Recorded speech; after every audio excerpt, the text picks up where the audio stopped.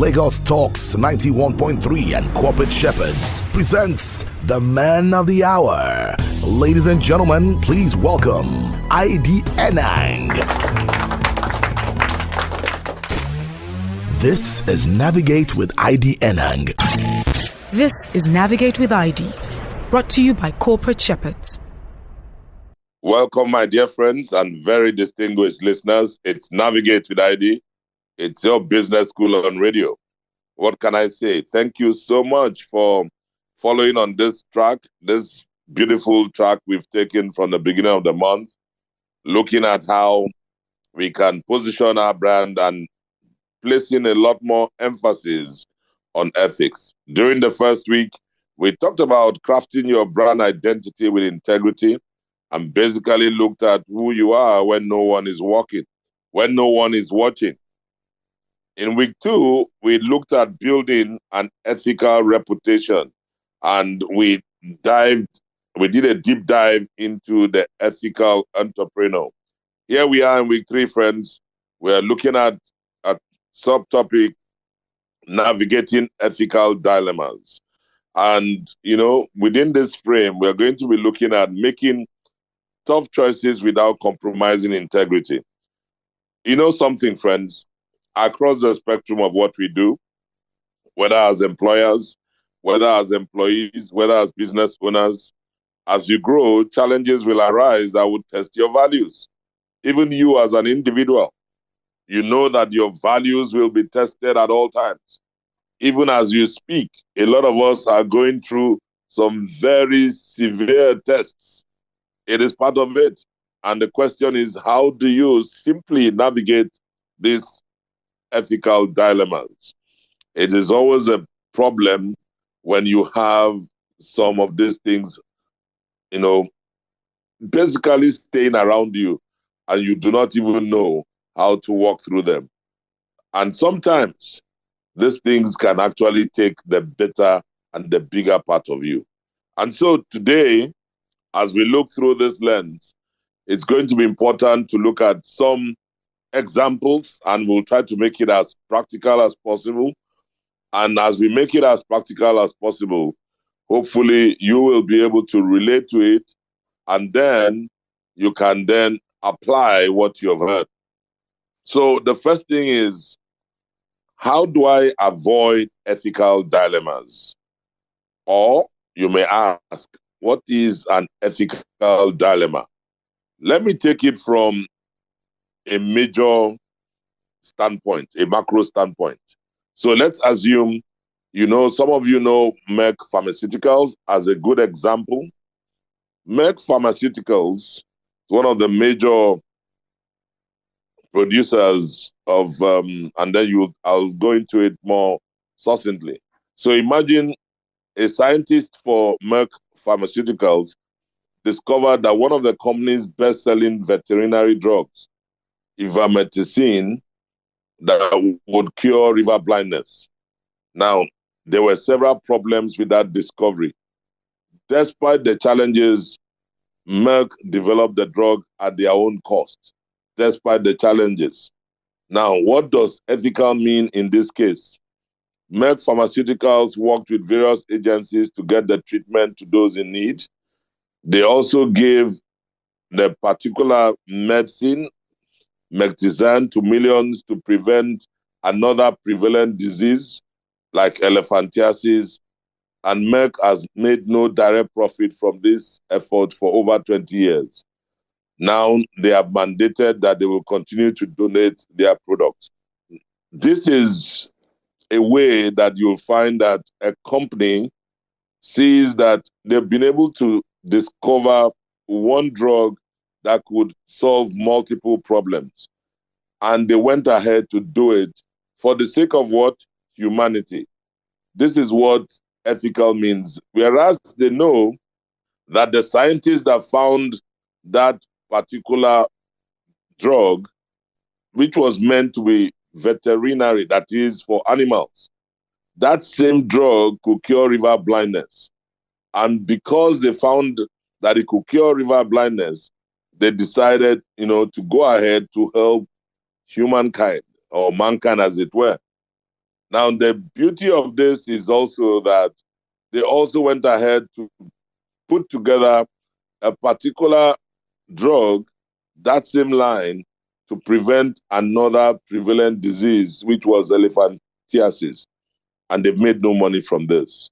So, if you are to look at the perspective here, the first perspective, if you were a Merck stockholder or shareholder, how would you feel? The second perspective is if you were a Merck employee, or the third perspective is if you are the drug recipient. To avoid ethical dilemmas, there are very basic things that need to happen.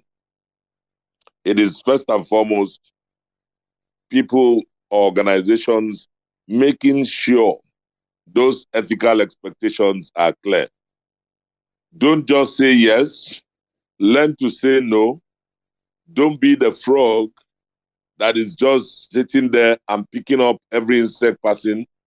Don't be nosy, lead by example. We are going to take this down to our everyday work. So I'm going to attach, some examples that you may want to relate with. Let's take this down in form of case studies.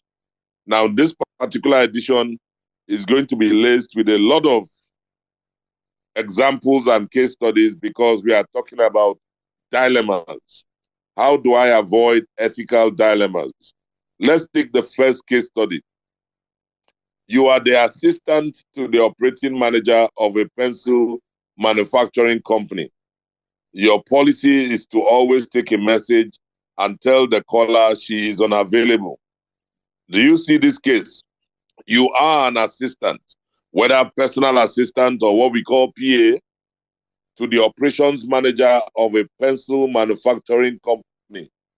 Your own job and brief is to always take a message, and all you need to do is to tell the caller that your boss is unavailable. How do you cope with that? How many times do many of you are stifled because of the type of boss or manager you're working for? Let's look at the second case study. Your newest advertising, maybe I'm in the industry of marketing, advertising, and all. So I'm picking this example from my industry. Your newest advertising client has a reputation for being generous. Unfortunately, your company prohibits you from accepting these types of gifts. What do you do? This is very prevalent. There are many companies, I'm talking about reputable companies, that will tell you that you do not take any gift that is above a certain figure. In those days, at the Coca-Cola company, when I worked at Coke some donkey years ago, you were not allowed to accept any gift that was more than, at that time, plus or minus the equivalent of $50. $50, for those of you who are listening now, not in the current rate of exchange, $50 was in the neighborhood, was sub 100. And so $50 across board, you would be talking about roughly between 4 and at some point got up to 6,000 naira way back in the day. You could not, as an employee, take any gift from anybody. So if your new client that we had just signed on had come very, very generous, they would have to give Christmas gifts. And if that gift is over and above that value, you are expected to turn it in. The same thing happened at L'Oreal. The same thing happened at Cadbury. All of these companies had major benchmarks. Of course, as they went on, as the value exchange or the foreign exchange value changed, I know that began to go up. It went up to $100 the last time, I was still in service. But $100 was relative because we're within the ecosystem here in Nigeria and also in Africa. You would see that whether it's Kenya, Nigeria, rates of exchange in Africa is typically always, topsy-turvy. So that is another ethical dilemma that a lot of us go through. Let me tell the third case study. You are the administrative assistant for the marketing department. You are not used to dealing with confidential information. You, as an admin assistant, your job is to see no evil, hear no evil, say no evil.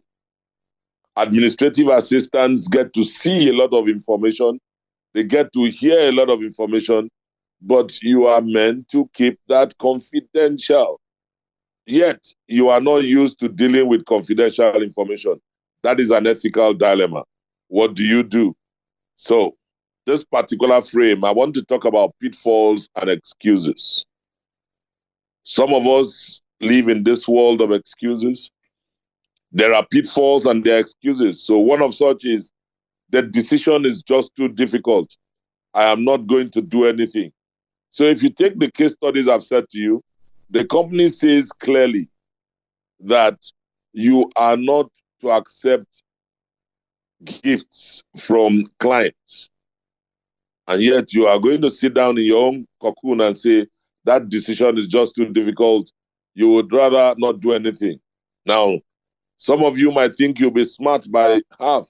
You will tell the company to deliver the products to your house, or they should send a gift to an address to your brother, to your sister, or friend, or relative. As far as you're concerned, it was not brought to the office. Who is fooling who? Or is it the case study that I gave, the first case study of the assistant of the operations manager of a pencil manufacturing company whose job is to help take messages and also work for her boss? But her boss then says to her, anybody that calls, just say I'm unavailable. What do? Do you sit in that place or accept it the way it is? There is a second pitfall and excuse where you find people say, there is nothing I can do. Fait accompli. There is nothing I can do. What do you want me to do? This is where I earn the income to take care of my family. Are you suggesting that my boss says I should just tell a lie? I should not. I should just tell him I'm not going to do it. So who's going to feed my family? These are excuses that come as a result of what? Ethical dilemmas that people face on a daily basis. A third excuse, my job is too important to make any other decision. A fourth excuse, I was just following orders. Whether the orders are right, whether the orders will prick your conscience, whether the orders run against the grind, yours is just to follow what? Orders. Don't forget, friends, we are also talking about, in this week, how to navigate ethical dilemmas, making tough choices without compromising your integrity. And I've said that at the beginning of the program. As you grow, challenges will arise that will test your values. They will test your values at work. They will test your values at play. They will test your values with the family.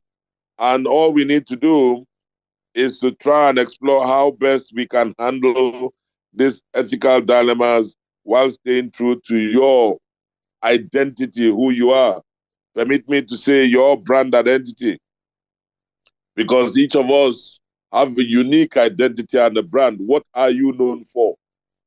What do people know you for? What do people know your business for? You can't just sit in a place of pitfalls and excuses. I was just following others. Or you turn around, some of us will say, I have to remain loyal. I have nothing against you being loyal, but I have everything against your loyalty. I know once upon a time, one of our very favorite leaders in the political sphere said something about, I'm not quoting verbatim, that pray that your loyalty is never tested. That many just want to remain loyal.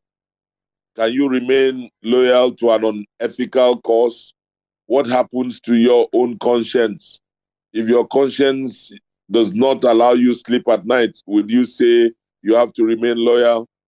Does your boss or the business you work for, as they're asking you to do things that are anti your own values, will you continue to remain loyal? And some of us run around to say, I didn't even have time to make the right decision. Excuses, excuses, and excuses. And that's why it is very important that you and I develop what we call our own code of ethics. Your code of ethics can then be applicable to your office, can be applicable to how you run your family, can be applicable to how you do business. If you are an employee and you work for a company that does not recognize the use or the play of codes, when I talk about ethical code, business codes, codes of conduct, then you are sitting on a time bomb. Because ideally, you are going to have a situation where you have to do some things in very, very, you know, bad terms, terms that will make you feel sore and at the end may begin to impact on your mind. When your mind is not at peace, there is no way you can have joy. You wouldn't be joyful doing your job. You will not even have any recourse to wake up in the morning and say, I'm going to this office to go to work, because your mind isn't at rest. So developing an office code of ethics is a big way to start the journey. My question to you is, are you ready? If you choose to develop an office code of ethics, it must be more than just a statement. You must be prepared to change some of the ways you act and do business. You must be prepared to commit to those ethics for your code or that code to succeed. And then you must be willing to look for the people, if you are an employer, that is, look for the staff who will commit to these ethics. If you are an employee, you must also align yourself with the code of ethics of that organization. At the same time, your co-workers are very crucial, because it takes one bad apple to spoil the rest. So never mingle with staff who are continuously breaking the code. There's so much that we can be said, but I can tell you that if you develop this code of ethics, you will be a happier employee. If your organization employs this code of ethics that you can tell them to do, there are benefits. There will be happier employees. There will be situations where they will spell out in the code what you should do or what you shouldn't do. When this code is in place, there will be better and more consistent decisions. And you can tell your employers that if they adopt an office code of ethics, they will have more committed employees. Why? Because everybody will be operating from the same lens and from the same playbook. Right now, everybody is coming from wherever they've come from, and they bring their own ideas. It's like a potpourri of ideas. You put all of that into one space and say, act as you want. Who does that? There is no way you can navigate the world of ethics. There's no way you can walk away from ethical dilemmas if there isn't a proper code of ethics. Because challenges will come. They will arise to test your values, whether you like it or not. And what we are sharing now, we're giving ourselves some live wire, some leeway, I beg your pardon, as to how we can handle ethical dilemmas within our workspace, within our own spaces, while staying true to who you are. That is your identity as a man or woman of integrity. In the previous episodes, I did talk about some codes of ethics that are familiar to us. I give an example of the 10 Commandments. God gave the 10 Commandments as codes of ethics. And those 10 Commandments were tight and they were very clear. And for the time and the season that he operated, even by the time we had the dispensation of Christ coming, he summarized all of that, but there was still a code. And the code speaks to you the entire space of what you need to do. And it's centered about love. How you're going to love your neighbor as yourself and also loving God. So you can see the importance of the code of ethics. A similar example I gave, or a patterned example I gave also in that first week, was around Rotary.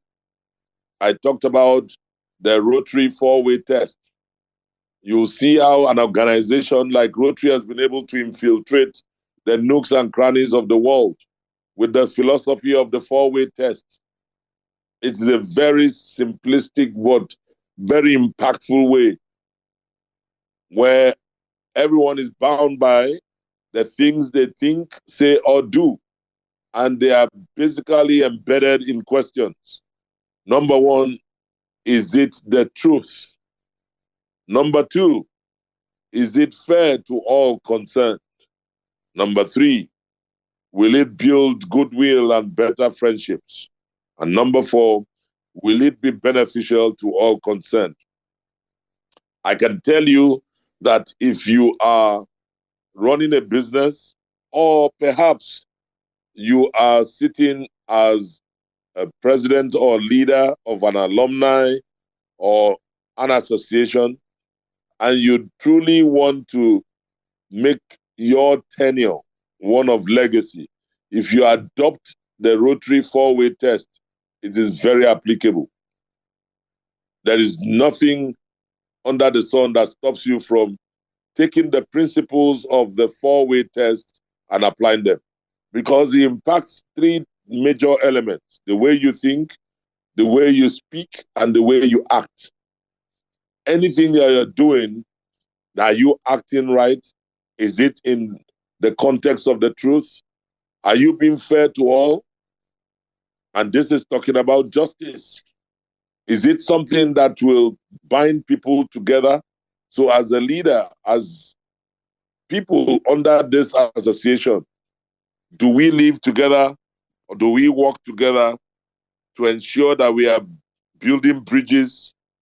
And at the end of the day, is this going to help us, and in what way? You can see how a simplified code of ethics has been able, to put paid to a lot of things. So ethical dilemmas will be eliminated. You cannot sit down and say, oh, gossip is going to be the order of my company.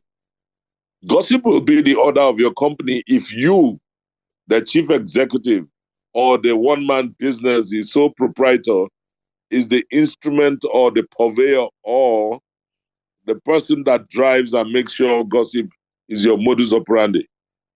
If you don't, then it won't. Because the four-way test in itself will put you in a place where you will be able to actualize this very differently.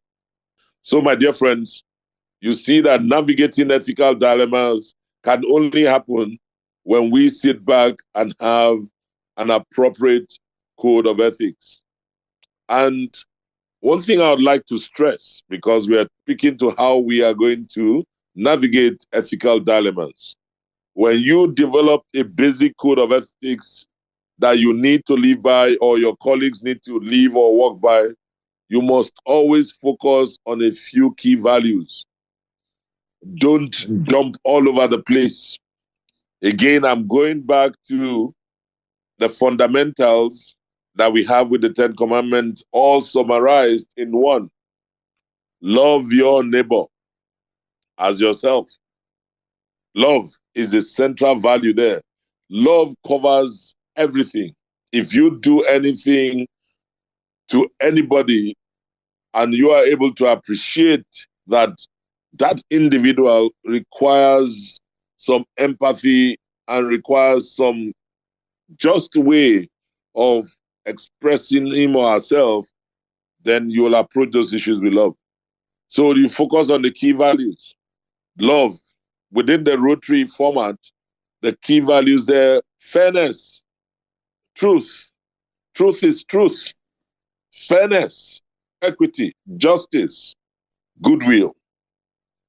You must then make sure that these guidelines are applicable to everyone in the group.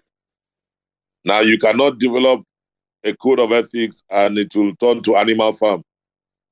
If you've never read Animal Farm, it's a book. I think we read it in my Form 2 in secondary school, Form 1 or Form 2, I can't remember. But I know that, when it talked about 4 legs good, 2 legs better, discrimination, it was a book written by George Orwell. Orwell spelled Orwell, George Orwell. A fantastic book that speaks to the nature of what should happen. So if you do not have guidelines that are applicable to everyone in the group, then you'll be running Animal Farm. You must write these principles in everyday language. We are saying make it simple. And finally, make sure that the guidelines stay within the law. Anything that is not within the law is an outlaw. Outside the law is not good, cannot be driven, does not have any space or frame to stand on. Friends, we'll be back in just a jiffy. We need to pay some bills and be right back. This is Navigate with ID, brought to you by Corporate Shepherds. A radio program like no other. Very many people out there who do not even take on any evaluation, just jump in. Oh, my friend says he's making a lot of money. Oh, my auntie says this is good business. The same way you've jumped in, you jump out. Get insights from a seasoned expert. Of course, an angel is an individual private investor, someone who has excess wealth and they'd like to invest in a private business. Talk about your one-stop shop business program. That's the whole essence of having a business school on radio. It's your business school on radio. Navigate with ID right here on Lagos Talks 91.3, airing on Tuesdays and Thursdays from 3 to 4 p.m. And if you need to get across to me, please send an email to contact@navigatewithid.com, or you can also follow me on my social media platforms at IDYENANG. Thank you so much and God bless. This is Navigate with ID, brought to you by Corporate Shepherds. Welcome back, my dear friends. It's still Navigate with ID, your business school on radio. Friends, it's been a beautiful time as we're looking at the week's trust as navigating ethical dilemmas. If you remember, for those of you who have been on this journey with me, the overarching theme for the month is about positioning your brand and ethics. And in the first week, we looked at crafting your brand identity with integrity. And the sub-theme there was about understanding who you are when nobody's watching. By the second week, we looked at building on ethical reputation. And the sub-dimension was about the ethical entrepreneur. And today, this week, we're looking at navigating ethical dilemmas. What are those things that happen to us? How do we get challenged daily? How do our values get tested daily? And how do we then explore the way out by handling these ethical dilemmas while staying true to who we are, while staying true, protecting our values? And that simple fact took us into this journey and this space of talking about developing a code of ethics.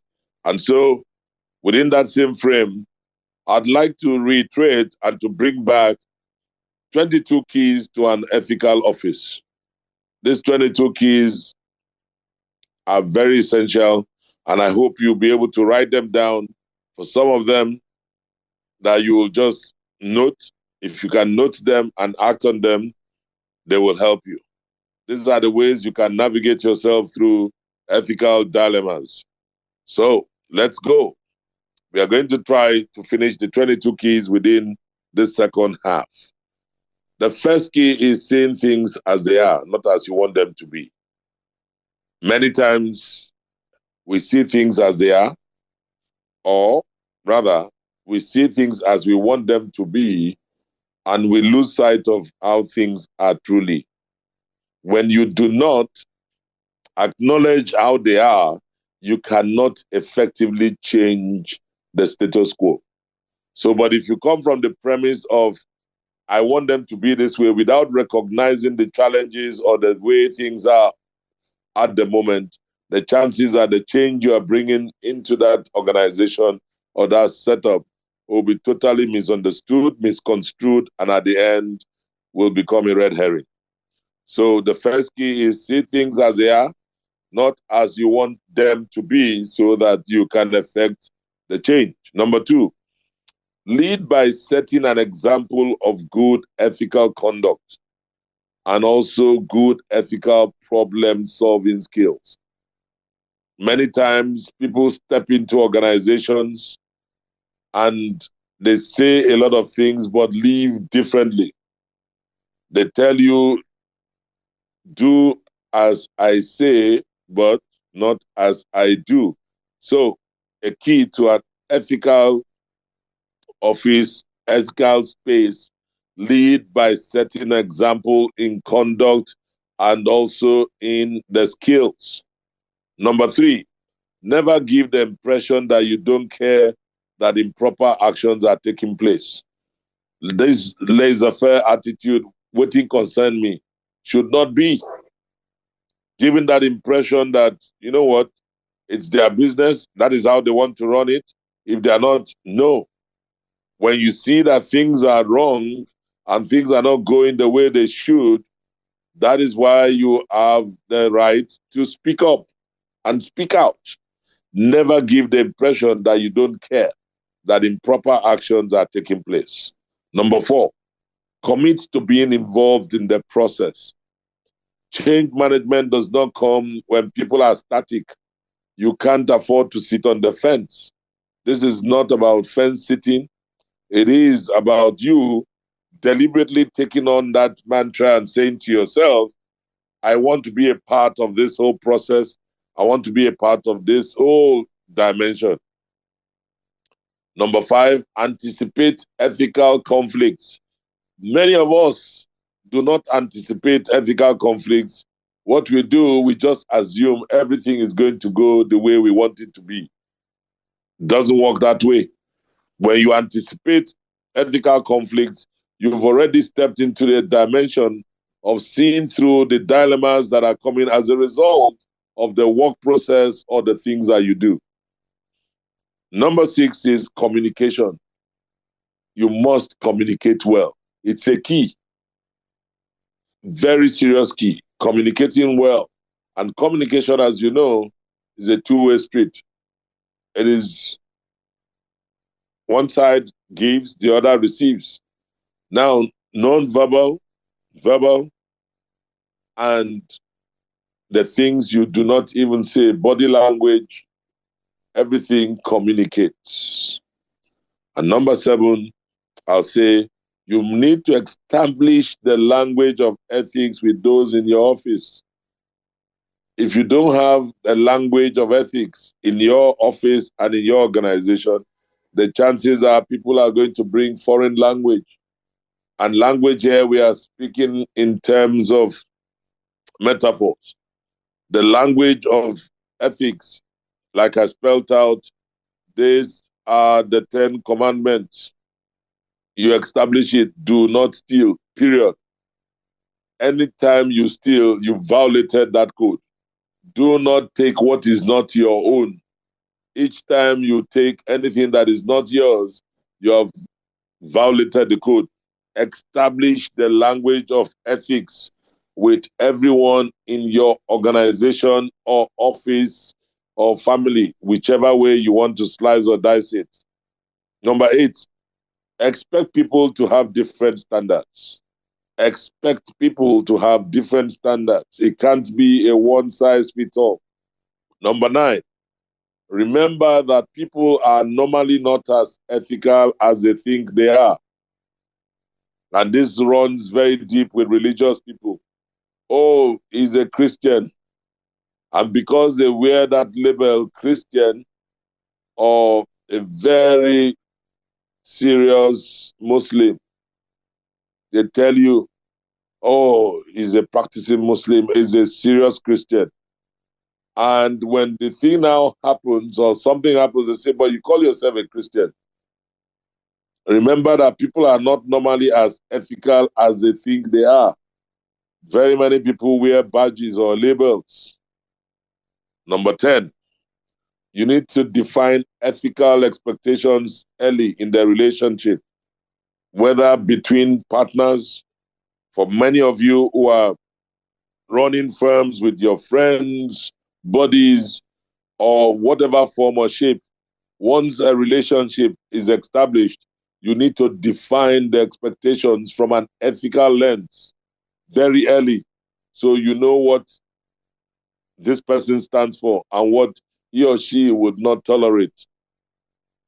And number 11, you need to support your boss's effort or your manager's effort to uphold high standards for ethical conduct. I want to say this a bit more with emphasis. If you have an MD or an ED or a director or a senior manager, as long as that person is your boss and he or she has a mantra and a drive to uphold standards of ethical conduct, you must support it. You can't be running anti that. It means that you are against the grind. Remember, we talked about loyalty. This is where you need to be loyal to the cause. This is where you know that there is a flag that defines identity and you cannot go against the grind. And how do you support your boss's efforts to uphold high standards for ethical conduct? You need to communicate it the way you work, the way you do things, the way you talk, the way you handle matters will communicate whether you believe in what the boss is saying. Very many times, an organization has a certain philosophy. Maybe the MD comes with a philosophy and expects all the executive directors, to be able to key in. It is the body language of the functional directors that the people underneath will follow. If the functional directors just are dismissive or they do not accept it, trust me, there will be ethical dilemmas. And once ethical dilemmas kick in, there will be problems. People are now going to get so confused that they say, what do I do? Then you begin to find pitfalls and excuses. Anytime you find people giving excuses or there are pitfalls within the ethical frame in an organization, know that communication is faulty. The frequency is not moving right.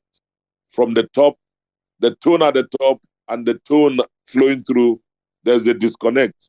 PHCN is not working, or whatever disco, and then the Genko and disco are disconnected. That's what it's saying. Number 12, the 12th key is to be patient. We need to be patient with each other. Patience is a virtue, they say. Number 13, you have to be consistent. Consistency is a key word.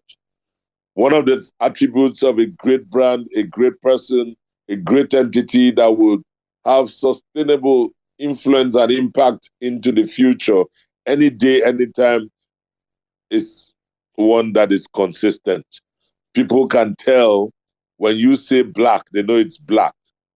When you say black, they were not thinking gray or white. Consistency. Added to that is some level of predictability.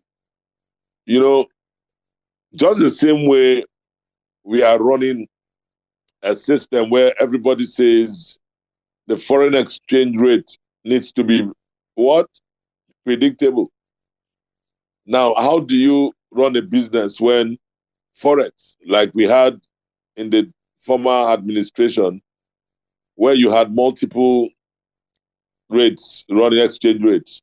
One exchange rate for manufacturers, which they don't see, another exchange rate for those that have access to the powers that be, and then they have another exchange rate for the commoners, and they have an exchange rate for beginners.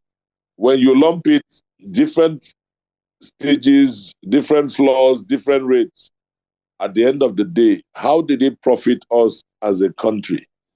Zero. Why? because some people were taking advantage of it, and that's when you started seeing all kinds of names show up. I don't want to get into that, but I'm trying to explain what being predictable means. Imagine you are a businessman or woman and you require input that you need to ingredients into your business, of which 30 to 40% are foreign exchange dependent. Today, the exchange rate to the dollar would be 800. Tomorrow is 1,000. The next day is 1,200. Are you going to run a business or you're going to fold up?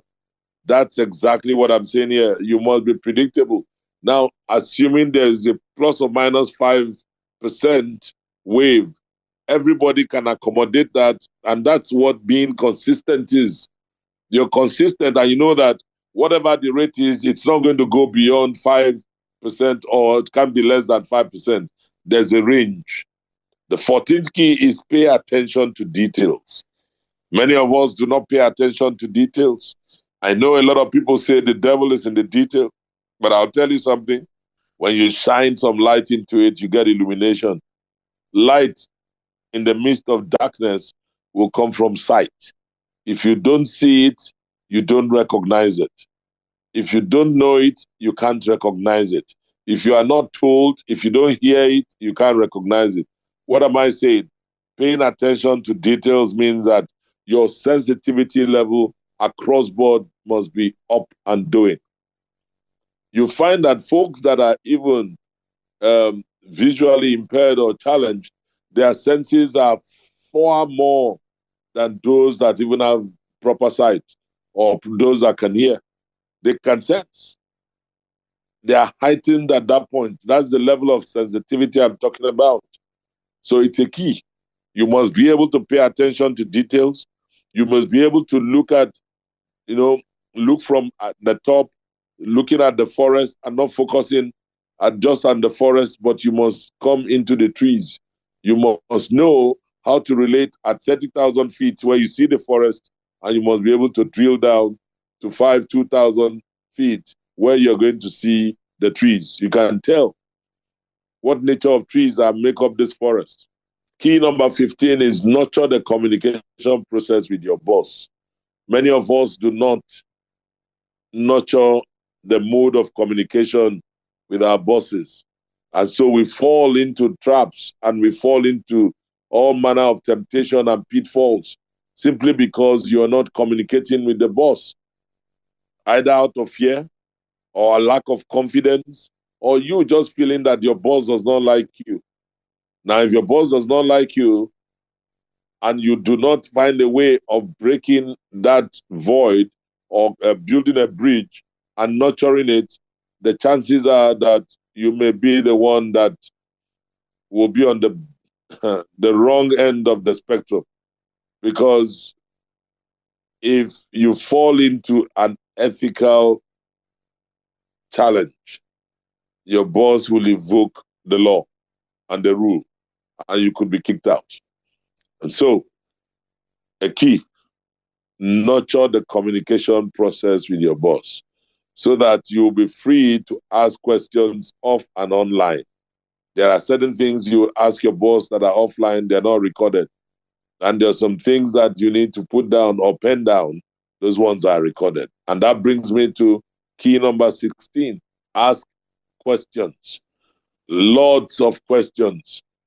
I enjoy asking questions because questions create illumination. Questions make clarity a thing that everybody will succumb to.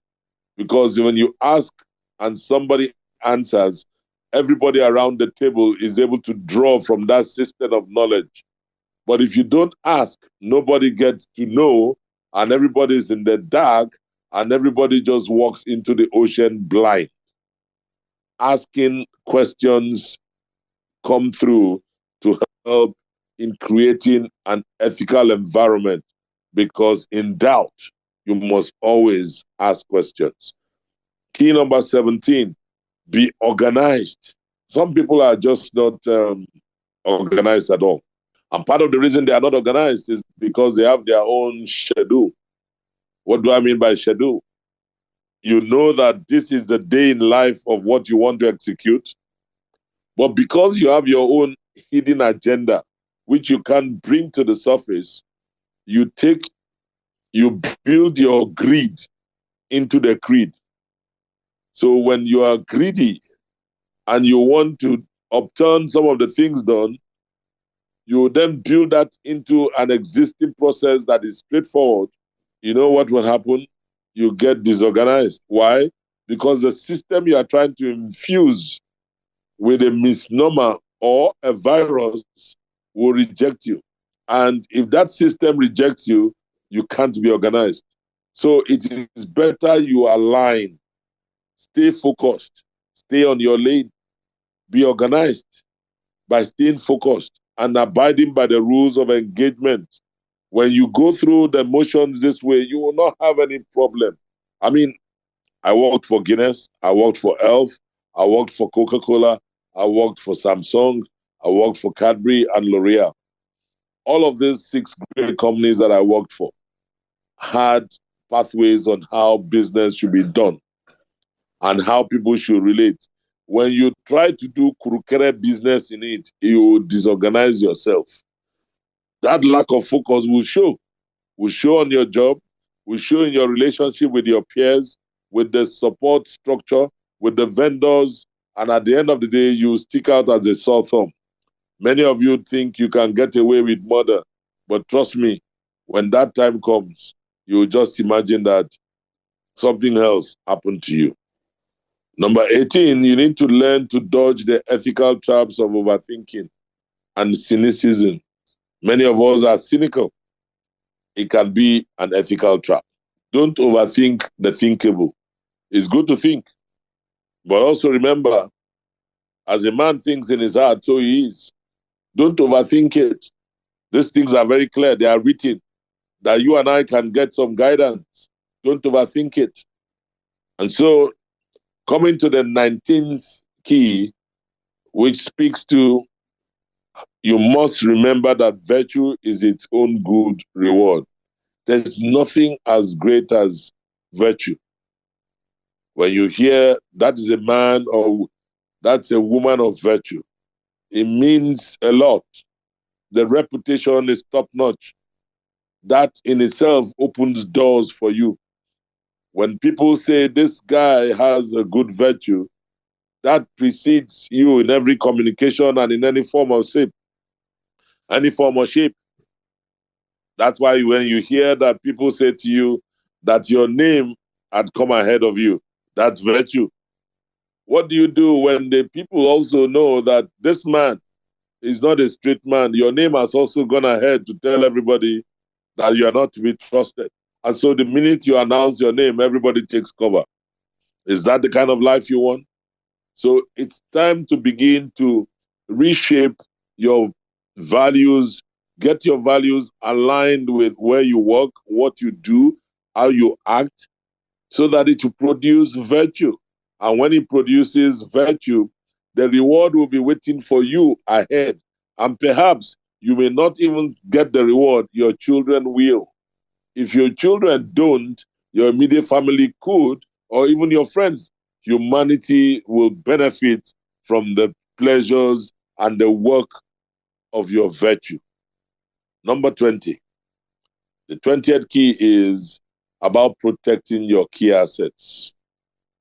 What are your key assets? For me, as a human being, you must know that if you call integrity your asset, is not in terms of people see you and say, oh, you are working in an office, you didn't add 1 naira, that means you're a man of integrity. No. Integrity is who you are when nobody's watching. What will people say about you? What are they going to write on your epitaph? So, God forbid, but if you die today and they ask people to come write stories about you in real sense, I know they always say you don't speak ill of the dead, but these days, people get to come out and say that dead should be dead, dead, dead, dead. That person was this, that, that. What in the world would you consider a key asset? It is what you will be remembered for. That is your key asset, the good deeds. How many of you today have that context and context of protecting your assets? Assets are coming from your values. Assets are coming from a dispensation that you know that you are living an ethical life, or you have what I call ethical leadership. Next week, we are going to be looking at ethical leadership. But now, we are taking it within the context of what we'll navigate. The 21st key is really around speaking up. Speak up whenever you feel more unethical behaviors are slipping in, whether in your department, whether in your company, whether in your office, whether in your house, whether within the family, or when you feel there's a sense of, the collective ethics, the things we've all agreed as a family or as a group or as an association or a band of friends, there's some sloppy stuff getting in. Speak up. Even when you think convenience is becoming more important than character, speak up, because people don't know where to draw the line. If you don't understand how to draw the line, how do you know what to do when the lines are blurred or when the lines get totally dismembered? There's only one thing that you can do, and that is the 22nd key. Challenge yourself. How do you challenge yourself? Keep learning. Make learning a serious byword. Learn. Challenges will come. Challenges will always be applicable to everyone. Learn from them. The lessons that you take from such places are what will keep you down the road. So, friends, if you're asking me, how do I typically get away from ethical dilemmas? It is encapsulated in your decision-making process. Basic questions will give basic answers, but you need to establish the criteria. We'll be back on Thursday, friends, as we take this into a more practical space. And I'm hoping that as I have my guests join me in the studio, we'll look at this much better. But I hope you've learned one or two things. And if you have any questions, feel free to drop a direct message to any of my social media platforms. My handle is at IDYENANG, or perhaps you want to go an extra mile. Do me the honors by sending an email to contact@navigatewithid.com. There, you and I can judge, and let's be able to put some things in place that will make us the best set of people we can be and make our society a better place to live in. Thank you so much for listening, and God bless. Goodbye.